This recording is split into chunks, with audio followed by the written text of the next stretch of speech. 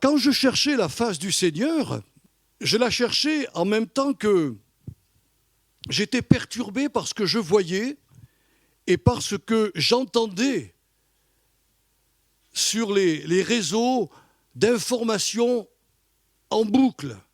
Et je me suis rendu compte que l'année 2024 qui s'ouvre à nous, on est sous la menace du rejet de la foi évangélique.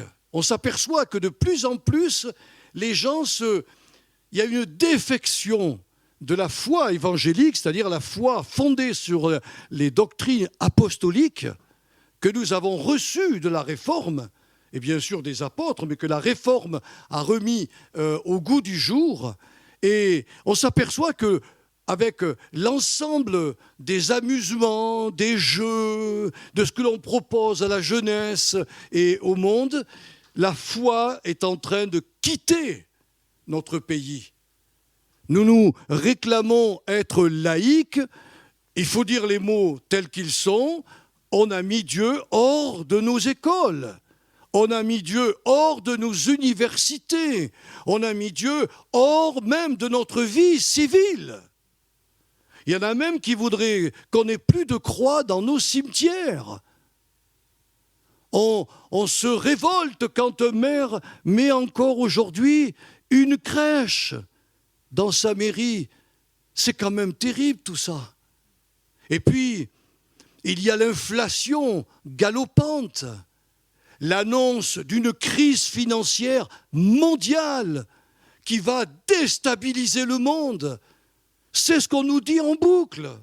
Et puis, surtout, la frayeur des peuples européens à l'aurore d'une troisième guerre mondiale à cause de la guerre en Ukraine. Et devant cette masse d'informations, une petite voix m'a rappelé qu'un jour, les disciples, sur leur barque, étaient en pleine tempête et ils ont vu venir le Seigneur Jésus-Christ marchant sur les eaux. Et qu'est-ce que leur a dit le Seigneur? C'est ça qui m'a déterminé à faire ce message dont le titre est « N'ayons peur de rien ». Voilà ce que le Seigneur m'a demandé de vous prêcher. Alors certainement que je n'aurai pas l'occasion de vous dire tout ce matin. C'est pour ça qu'on le prêchera en 2 fois, peut-être en 3 fois, peu importe. Mais je veux tellement prendre mon temps pour vous dire ce qu'il m'a dit et vous faire du bien.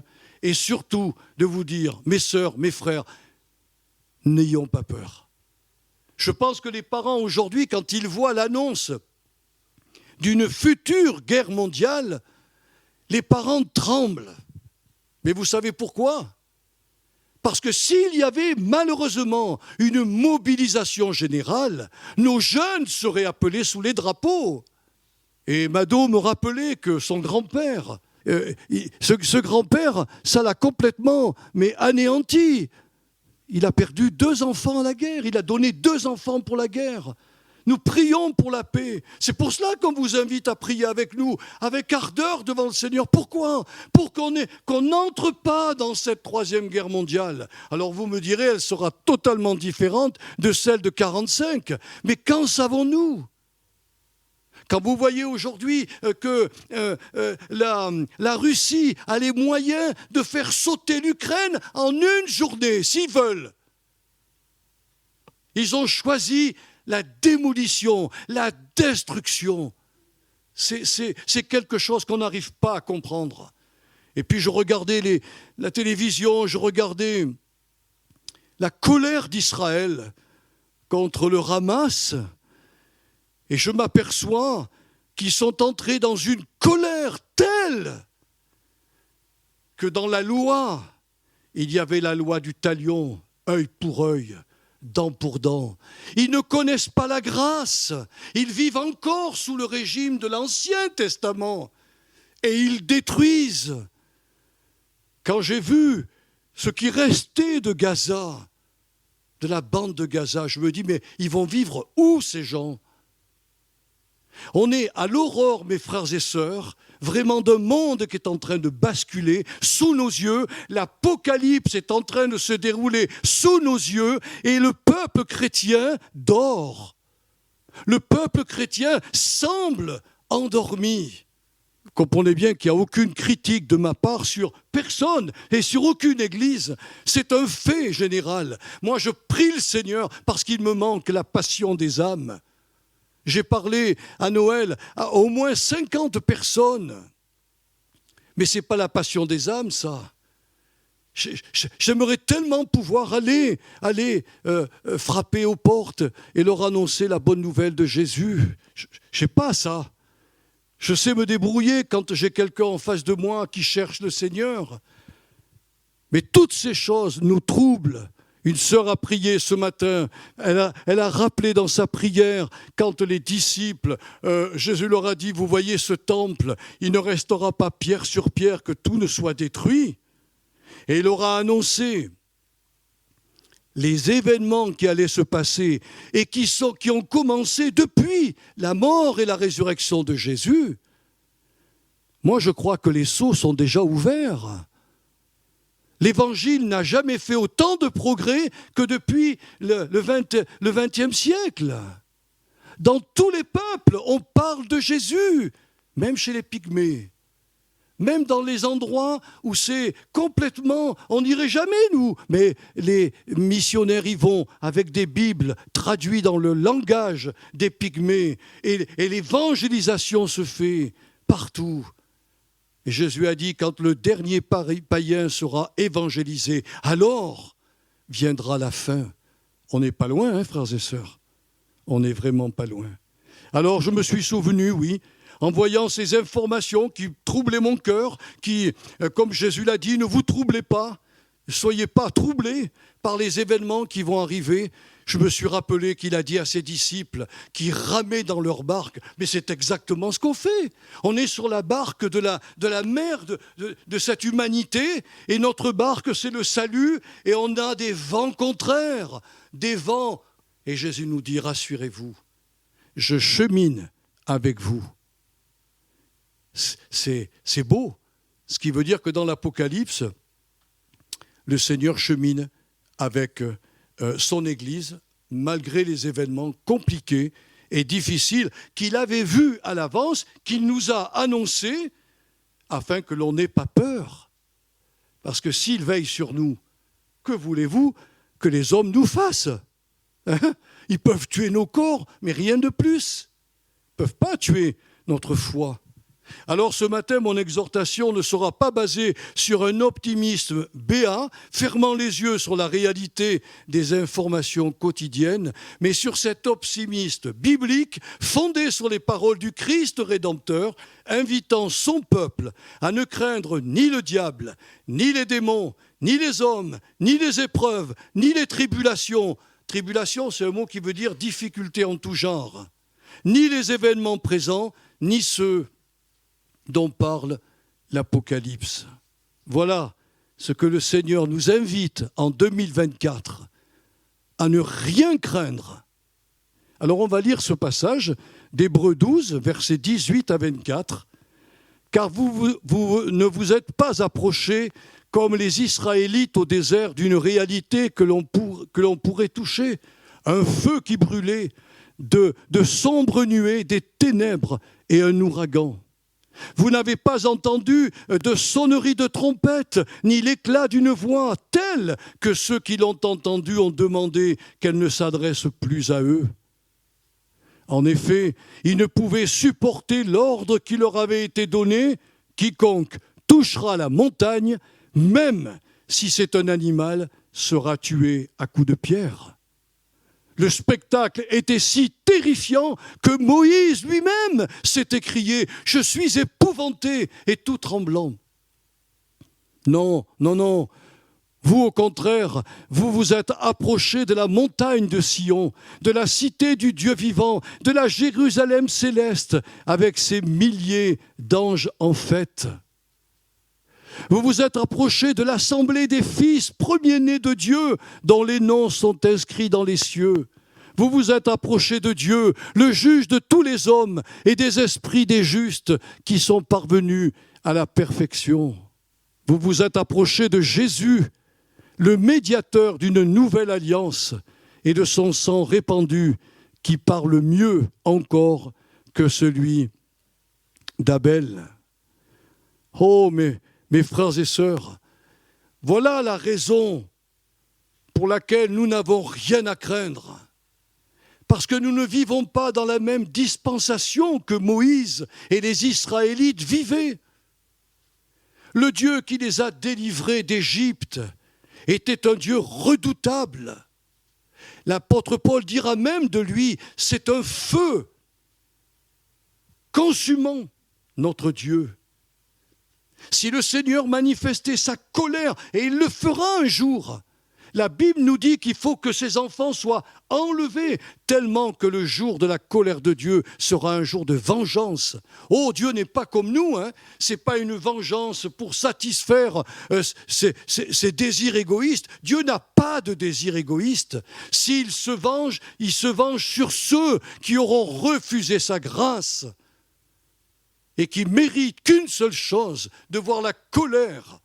Mais cette colère ne va pas ébranler simplement la terre, elle va ébranler les cieux. La Bible nous dit qu'il va y avoir des événements tellement tragiques dans le cosmos. Nous ne savons pas exactement ce que ça représente, mais est-ce qu'il n'y aura pas une pluie de météorites qui tombera sur la terre? Je n'en sais rien, mais les cieux seront ébranlés.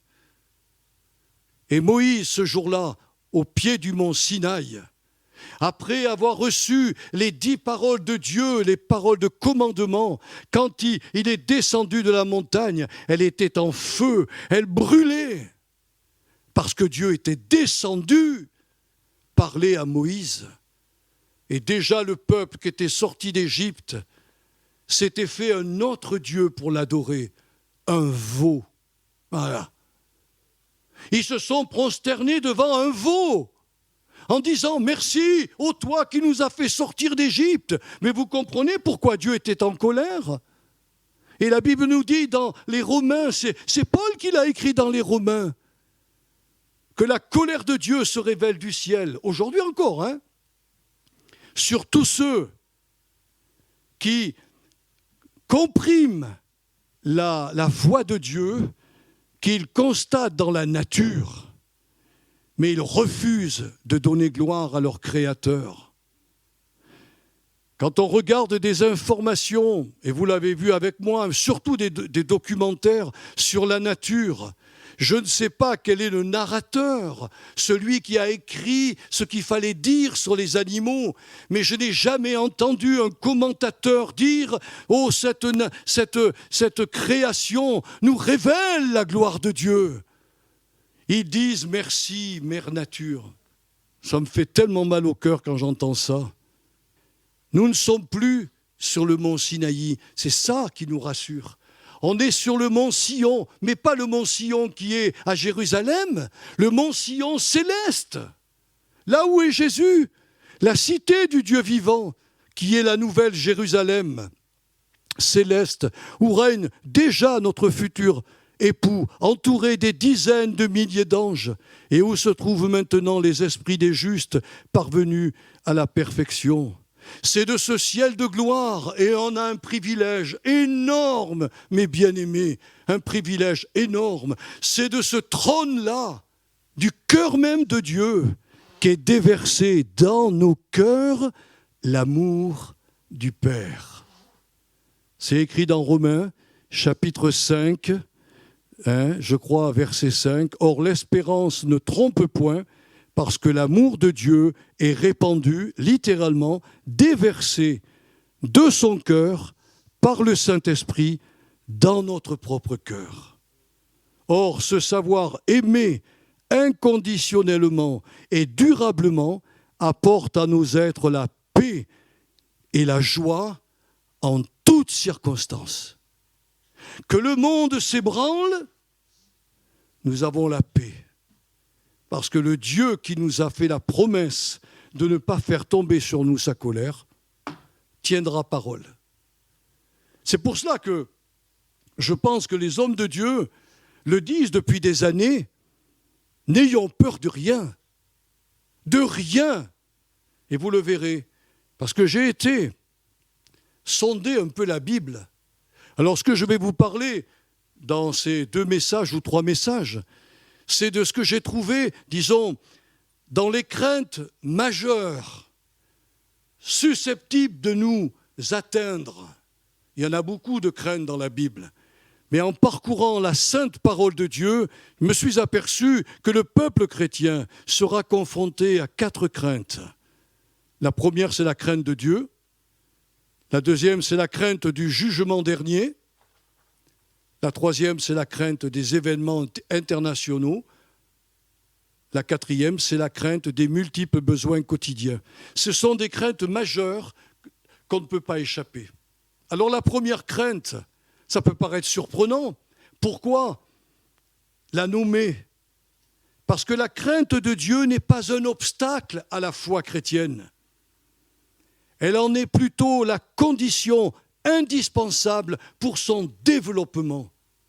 Et mes frères et sœurs, j'aimerais que vous m'écoutiez dans ce que je parle au sujet de la crainte. Il y a des chrétiens qui font des choses parce qu'ils ne craignent pas Dieu. La crainte, ce n'est pas la peur de Dieu. La crainte, c'est avoir une piété qui est remplie de ce saint, de ce saint respect du Dieu trinitaire qui va nous empêcher de mal penser, de mal parler, de mal se comporter.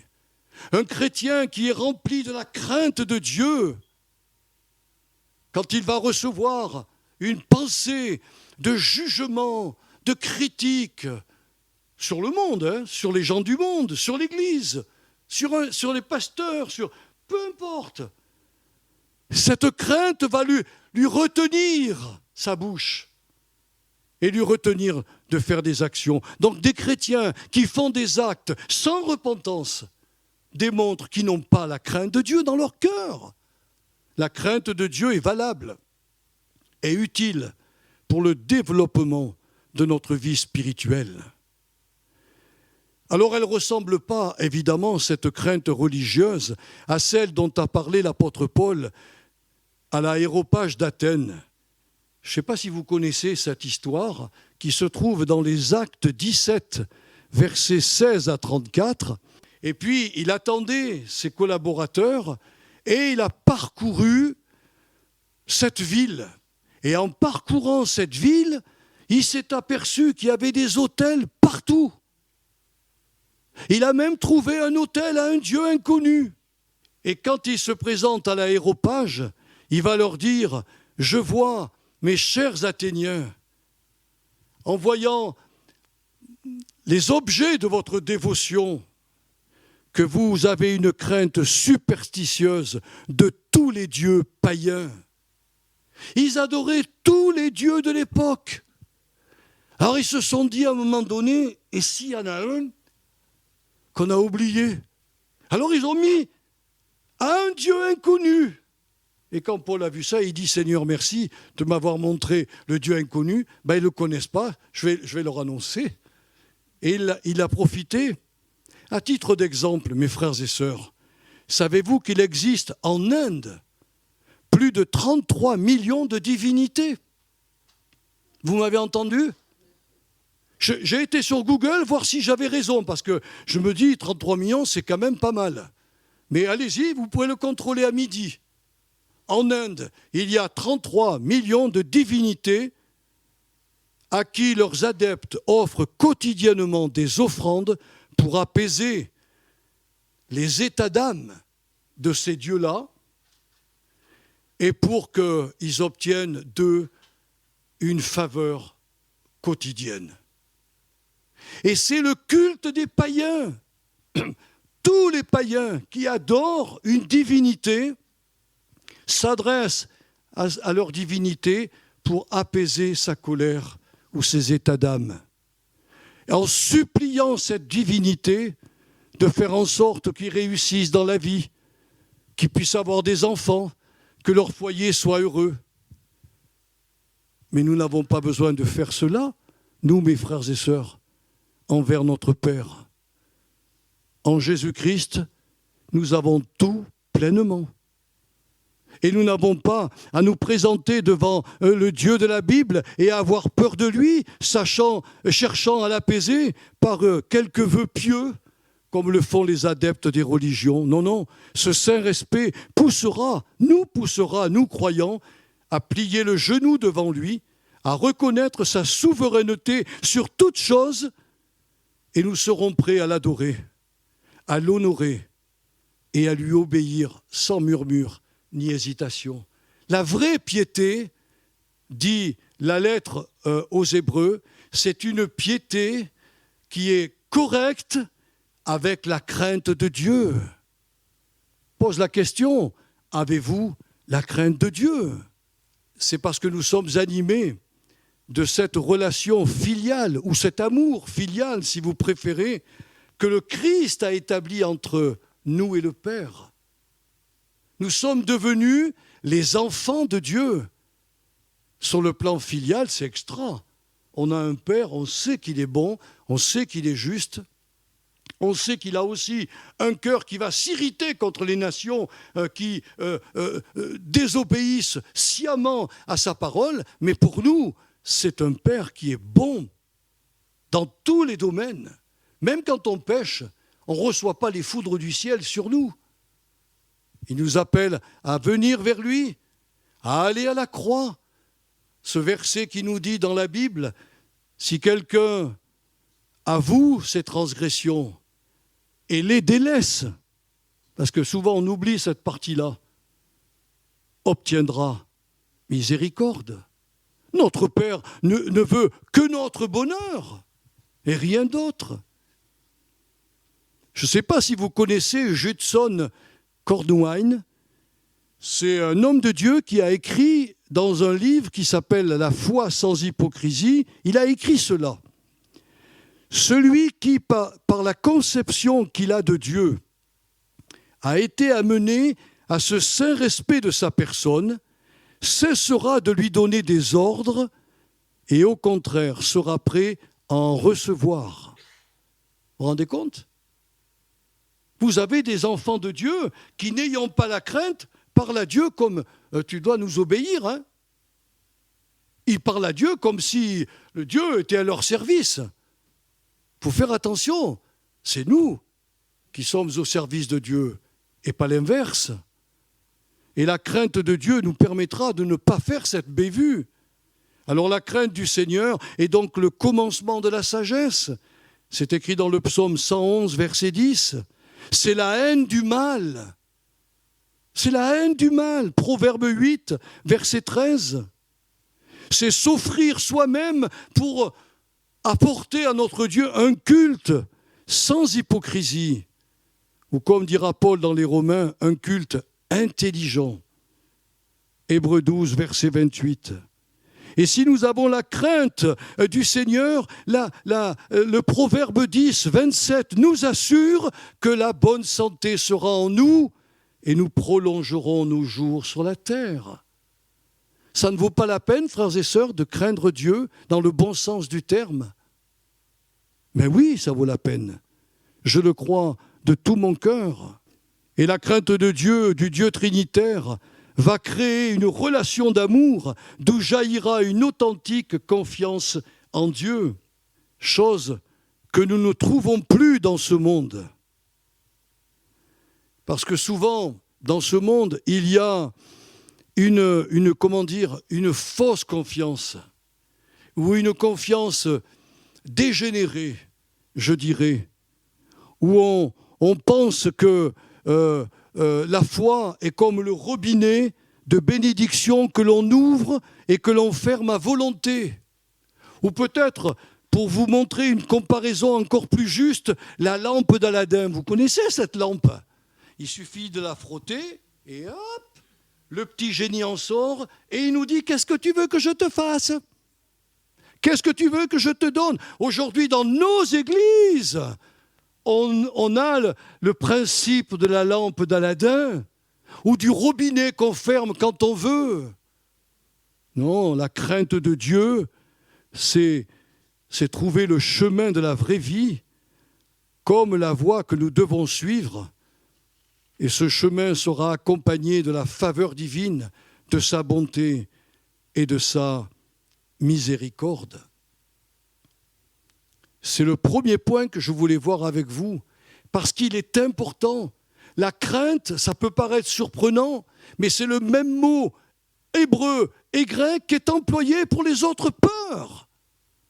Mais en vous expliquant que c'est un saint respect, j'espère que vous comprenez qu'il faut être, dans nos êtres, remplis de ce saint respect vis-à-vis de celui qui nous a sauvés, pour dire, Seigneur, j'arrête de faire ce que je veux faire pour aller chercher ta volonté. Jésus l'avait dit d'ailleurs dans les béatitudes, cherchez premièrement la volonté de Dieu, enfin le royaume de Dieu, c'est sa volonté, hein, et sa justice, pardon, cherchez le mot, et sa justice, et tout ce que vous avez besoin vous sera donné par surcroît.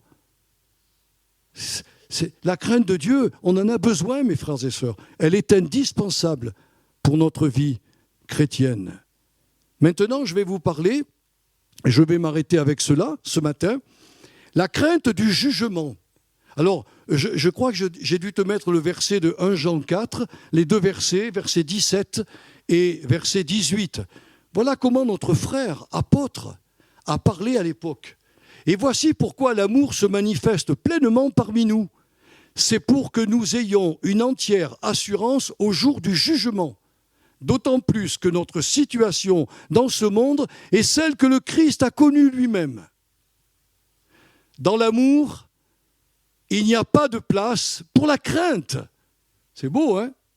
Car l'amour véritable chasse toute crainte. En effet, la crainte suppose la perspective d'un châtiment.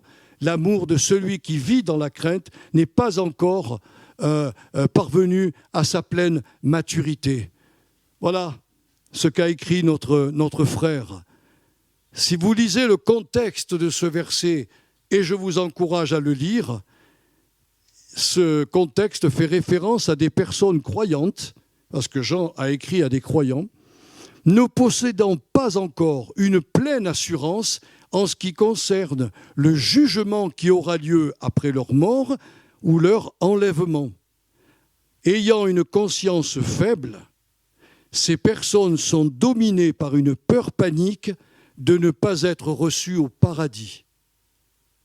Les causes principales de leur manque d'assurance sont une absence de connaissances bibliques dans leur cœur et les prêches de certains prédicateurs qui leur disent qu'un chrétien peut perdre son salut. Quand vous avez ces deux choses cumulées ensemble, des chrétiens peuvent être faibles et se dire, mais après tout, quand je vais arriver devant le Seigneur, est-ce qu'il va me recevoir ? Et Jean a écrit qu'il y a cette crainte, je ne vous dirai pas qui, mais je connais des personnes, nous les avons côtoyées avec mon épouse, qui aux portes de la mort, c'est un frère qui a vu sa femme aux portes de la mort lui faire confesser sur son lit de mort tous ses péchés, comme s'ils n'avaient pas été pris par le Seigneur. Quand j'étais dans un pays différent de la France, j'ai connu un homme qui a servi le Seigneur toute sa vie avec son épouse, mais d'une manière vraiment intègre, avec bien sûr la connaissance qu'il avait dans son mouvement évangélique. Quand son épouse est décédée, les frères de cette communauté étaient autour de son lit en insistant pour dire à cette personne qui était en train de partir, confesse tes péchés, avoue-les, sinon tu ne peux pas rentrer au ciel. Mais mes frères et sœurs, ça c'est une crainte qui n'a pas de raison d'être dans l'Église. Nous avons été libérés de la crainte du jugement.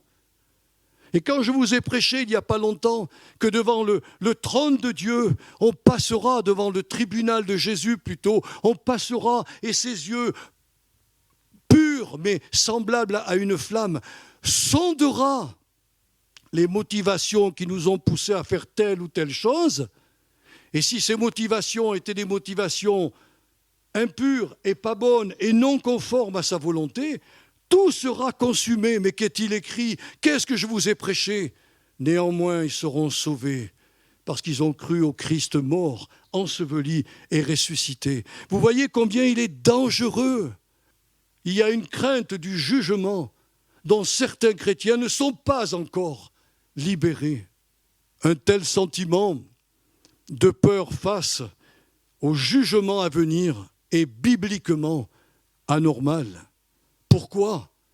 Parce que si Dieu a aimé ces personnes au point de livrer son Fils pour les arracher de cette humanité déchue et les incorporer dans l'humanité nouvelle que Jésus-Christ est venu fonder, et si ce même amour dont ils ont été l'objet par Dieu a été déversé dans leur propre cœur, alors cet amour leur donne l'assurance qu'au jour de leur mort, ils n'ont rien à redouter, puisque l'apôtre Paul a écrit d'une manière très claire, il n'y a maintenant aucune condamnation pour ceux qui sont en Jésus-Christ.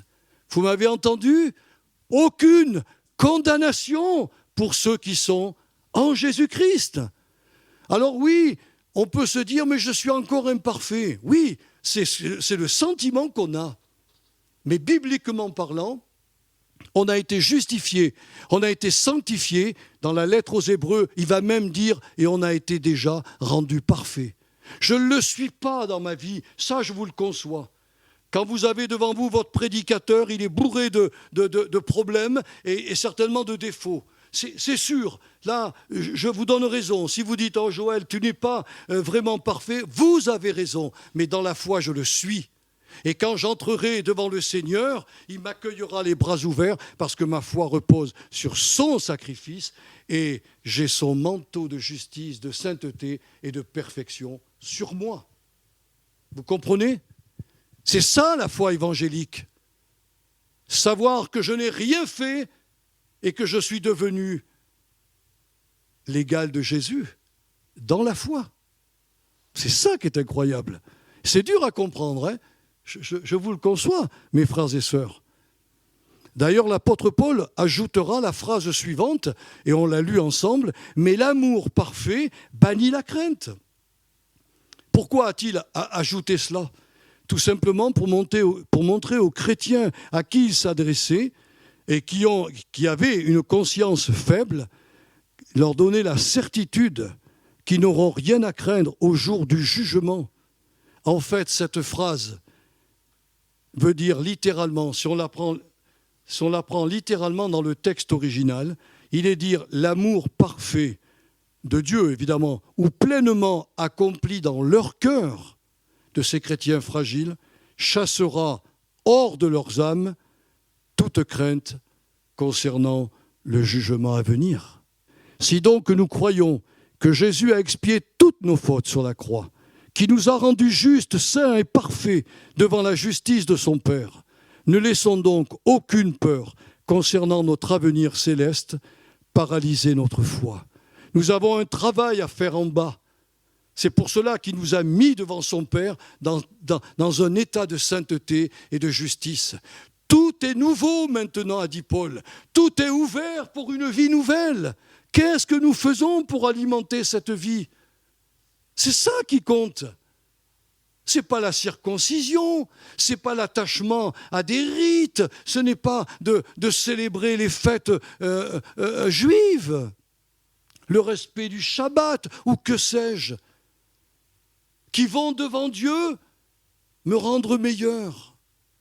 Je le suis dans le Seigneur. Mais j'ai une vie à remplir ici-bas. Du jour de votre conversion, vous avez une vie à remplir. La question que le Seigneur nous demande, est-ce que tu l'as remplie? Que fais-tu?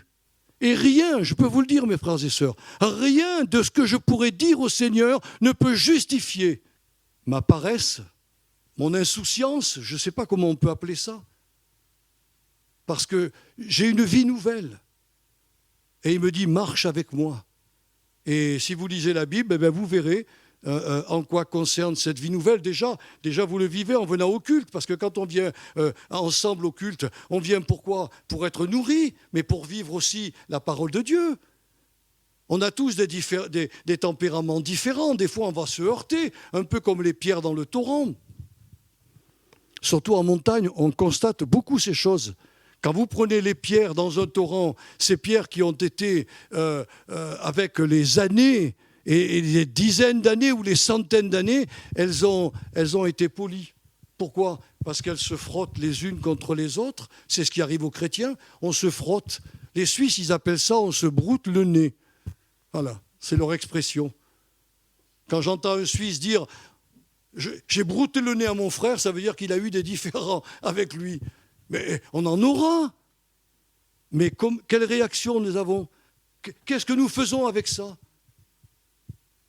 C'est à nous de dire « j'ai l'amour dans mon cœur, je vais puiser dans cet amour qui supporte tout, qui pardonne tout, qui espère tout ». C'est ça qui est beau. Et le chrétien, cet amour-là, qui n'était peut-être pas forcément encore dans sa pleine maturité, va le devenir dans son cœur. C'est ça qui est extraordinaire. Alors voilà ce que je voulais vous dire ce matin. On continuera la semaine prochaine, Dieu voulant. Mais j'aimerais vous parler de ces quatre peurs et vous aider à comprendre que nous devons avoir la première dans notre cœur, c'est la plus importante. Parce que ce n'est pas une peur panique, c'est un saint respect de la personne de notre Dieu, dans ce que je pense, dans ce que je parle, dans ce que je fais. Si j'ai la crainte de Dieu en moi, je n'ai pas peur de marcher dans ma vie chrétienne. Cette crainte reprendra ma conscience et me permettra de me déshabiller, si je peux dire, devant le Seigneur de certaines choses qui sont encore un problème pour moi. Mais je ne suis pas condamné. Je suis simplement éclairé pour aller de l'avant et être transformé. Moi, je le vois dans ma vie personnelle. Hein. Ça fait 50 ans, ce mois-ci, chérie. Hein. Mois de février, ça fera 50 ans que je suis converti. Mais quand je me tourne et que je regarde le parcours, j'ai dit, Seigneur, j'ai fait quand même pas mal de progrès. Hein. Voilà. J'ai fait des progrès, je reconnais. Ah, mais il y a encore tellement de choses à faire. Ben oui, mais enfin, j'ai déjà fait des progrès. Mais ce qui est certain, c'est que je suis déjà juste. C'est que je suis déjà saint. C'est que je suis déjà parfait. Quand je suis dans cette position, l'amour de Dieu en moi qui est accompli chasse, met un coup de pied à la crainte du jugement dernier et la peur s'en va de mon âme. Alors Seigneur, voilà le message que j'ai apporté à tes enfants ce matin. D'abord, j'ai voulu mettre en valeur la crainte de ton nom qui est le commencement de la sagesse, la haine du mal. Ce saint respect qui va me permettre de mettre des barrières à mes pensées, à mes paroles et à mes actes. Je serai retenu de faire le mal. Oh, que cette crainte-là soit dans le cœur de tous mes frères et de toutes mes sœurs, au nom de Jésus. Et puis je leur ai parlé de la crainte dont parle l'apôtre Jean, cette crainte du jugement. Certains encore étaient à l'époque de Jean complètement paralysés. Ils ne savaient pas lorsqu'ils allaient se présenter devant toi, s'ils allaient rentrer au paradis. Et Jean leur a enseigné sur l'amour qui a été déversé dans leur cœur. Et cet amour-là chasse toute peur ou toute pensée qui pourrait nous faire croire que n'ayant pas confessé tel ou tel péché, on ratera le ciel. Que c'est horrible de faire croire cela à des chrétiens. Alors Seigneur, voilà ce matin, je crois à ce salut éternel qui ne sera jamais remis en question. Et je crois à cet amour qui est en nous, ton amour, pour chasser chez ceux qui sont encore fragiles, qui sont inquiets et qui ne savent pas trop si quand ils vont rendre leur dernier souffle, ils entreront vraiment au paradis. Mets dans leur cœur la certitude que Christ a porté toute leur condamnation sur la croix. Et qu'ils entreront, oui, avec l'accueil de notre Sauveur, comme il a accueilli Étienne, qui était en train de mourir sous les pierres des Juifs. Jésus s'est levé et il est venu accueillir celui qui est mort sur la terre, mais dont l'âme est entrée directement auprès du Seigneur. C'est ce qui nous attend. Alors, voilà, je te rends grâce, Seigneur. On aura encore d'autres messages pour parler des autres craintes qui sont très importantes aussi dans nos vies et comment on pourra les gérer. Alors, je te remercie de tout cœur. Bénis mes sœurs et bénis mes frères en ce jour et bénis tous ceux qui vont en Afrique ou ailleurs écouter ce message et que ça soit pour eux une source de bénédiction à cause de Jésus, notre Sauveur.